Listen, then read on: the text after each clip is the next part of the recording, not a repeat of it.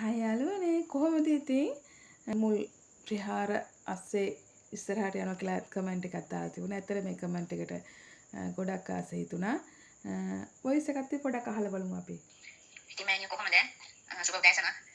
ඔයාගේ මම වැඩක් කරගත්තා. පූජාව තියෙනවා මට හඳුනගන්න දෙන්න හොයයි වෙනුවෙන්. ඉතින් කියන්න සතුටුයි. දැනට අපි දැන් මාසයක් විතර මාසෙකමාරක් වෙන්න වෙනවා. දැනට දෙයියන්ගේ පිහිටයි ඉතින්.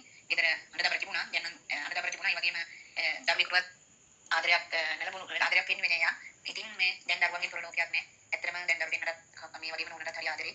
ඉතින් හොඳින් ඉන්නවා. ඔයාට ගොඩාක් පින් අම්මා කාරියම්මට අනික වාරයක් පින් කරන කටයුතු කරන හැම දෙයක්ම සාර්ථක වෙන්න කියලා මම ප්‍රාර්ථනා කරනවා. දැනට ඔයාගෙන් කරගත්තු මේ වැඩේට ඒ වැඩෙන් දැනට ඒ සම්බන්ධ වෙයි පෞද්ගලික ජීවිතේ හොඳින් ඉන්නවා. ඉතින් ඔයාට ගොඩාක් පින් අම්මා. ගොඩාක් පින් හොඳේ.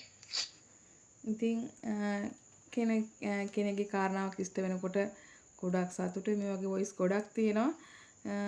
ඉතින් මම දානවා වොයිස්. මේක මගේ account එකනේ.